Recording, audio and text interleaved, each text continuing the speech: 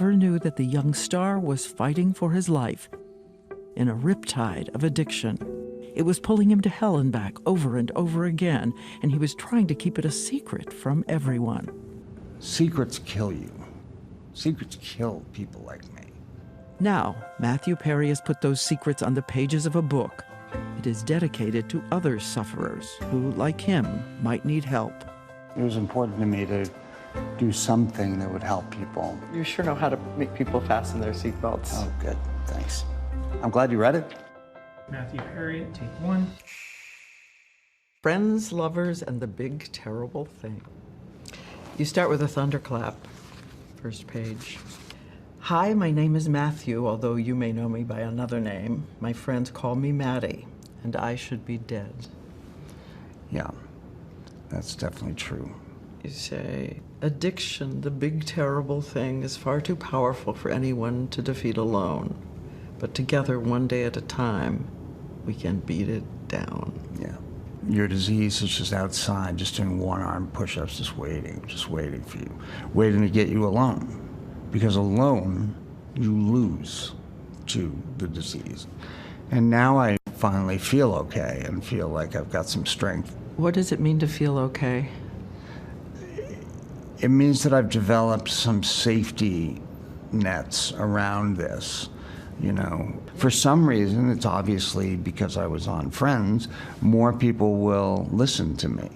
So I've got to take advantage of that. I've got to help as many people as I can. We've all learned it's not ours to ask someone in recovery how long they've been sober. That's a personal road. But he says it's why he's written the harrowing details of his journey through alcohol, all those drugs, and the fight to break free. I want to just do it by the numbers, because you're sending postcards from hell to everyone out there who needs it. 6,000 AA meetings, therapy 30 years, 15 rehabs, Yeah. maybe at least. Half of your life in treatment or in sober living houses. He has been in detox, he estimates, 65 times, survived 14 surgeries after a nearly fatal emergency 3 years ago. They ran me into the emergency trauma room, and it was in there that my colon exploded. I was put on an ECMO machine. And an ECMO machine, when you talk to any doctor, is a Hail Mary. It is the last thing that you do before people die. And there were 5 people that night that were put on ECMO machine, and I was the only one who survived. He was in a coma for 14 days. As he heals from all he's been through, there's still wear and tear on his voice and speech, and the scars on his body like a warrior back from battle. I was in that hospital for 5 months and, you know, escaped death really narrowly. Perry says he's proof that addiction can enter any home, any heart.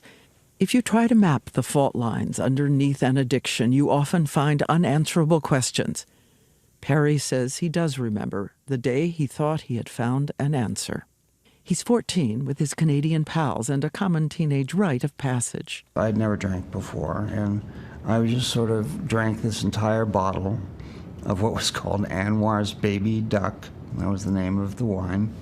And I lay in the grass and just was in heaven.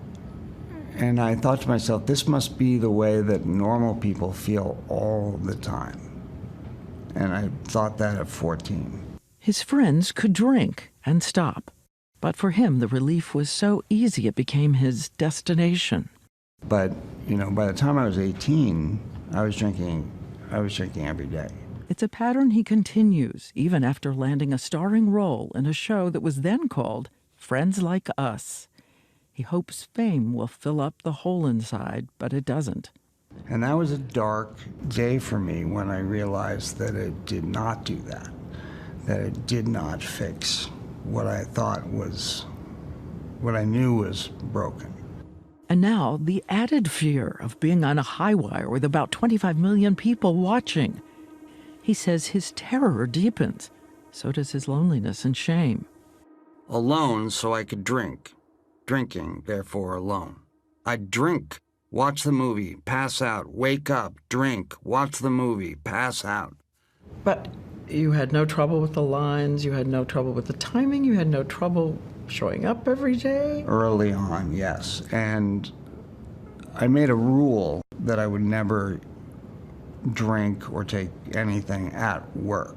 So I would never do that, but I would show up blindly hungover, like shaking and crazy hungover. But still somehow brilliant on camera, maybe because he's an athlete and young and cares so much. Well, I loved Chandler. I loved the show, and I also knew, remember this, because it's going to be the best time of your life. And I knew it. I knew that I would never forgive myself if I messed this up. Lisa Kudrow says Matthew Perry was always the one trying to keep everyone else happy. Lisa is the funniest, maybe the funniest person I've ever worked with, and just sees the world in a really funny way. And Jennifer Aniston? They had met years earlier. Perry asked her out on a date. She said no. Let's be friends. You had one of your serial crushes, if I may say. Yeah, I mean, you really kind of chain crushed. I did. Well, how can you not have a crush on Jenny and Courtney and Lisa? So it made it kind of difficult to go to work because I had to pretend that I didn't have these. Yes, you write in the book. I was kept wondering, how long can I just look at her? Yes.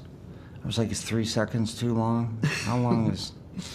And then I write in the gratitude part about her letting me do that.